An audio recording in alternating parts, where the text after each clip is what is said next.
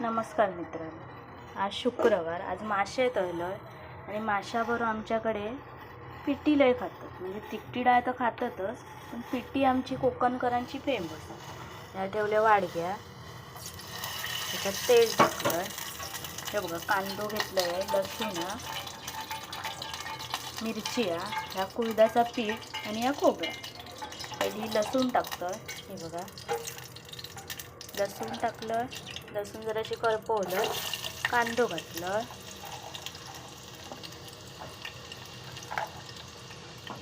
आता चांगलं परतून घ्यायचो लालसर करून.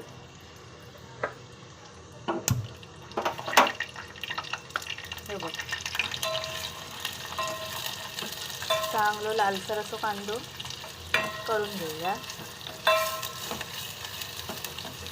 कोण तळलेले मासे तिखटी डाळीबरोबर पण खातात, पण आमच्या घराकडे कसा पिठी सगळ्यात सोपी पद्धतीने आणि खाऊ पण एवढी चविष्ट लागतं कुळदाच्या पिठाची की तुम्ही हातच चाटत राहशाल. मासे तळलंय, रावस घेतलं होतं.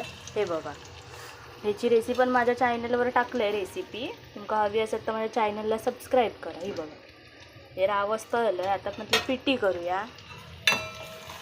कांदो लसूण टाकलं, इथं लालसर होऊ दिलं. मिरची कापून घेतलेलं,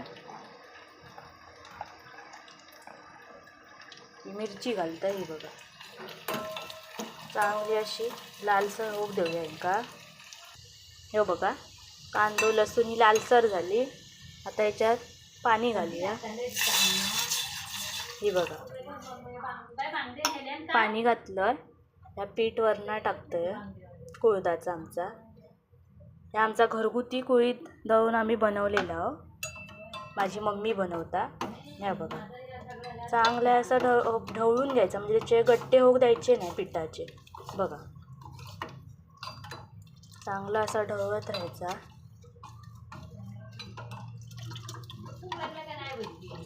हा बघा, ही बघा, हळद टाकलं, खोबरा टाकलं. चांगला असा ढवळून घ्यायचा. हळद ही लागताच. हळद टाकल्यावर कशी चांगली चव येते. ही बघा, आणि वरना खोबरा किसून टाकलंय.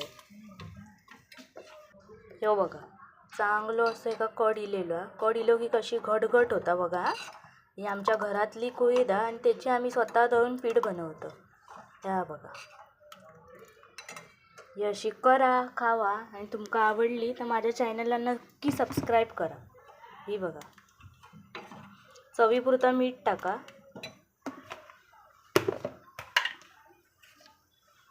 हे बघा, मी मीठ टाकतोय चांगला.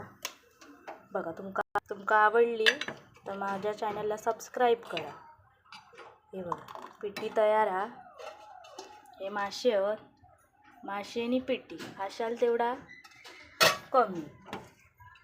आणि याच्याबरोबर गरम गरम भात. हे बघा, गरम गरम भात. त्याच्यावर ही आत्ता केलेली गरम गरम पिठी घालूया. तळलेलो मासो पण बघा कसलं कुरकुरीत भाजलंय. ह्याची रेसिपी पण माझ्या ह्याच्यावर असा करा, खावा आणि माझ्या चॅनलला नक्की सबस्क्राईब करा.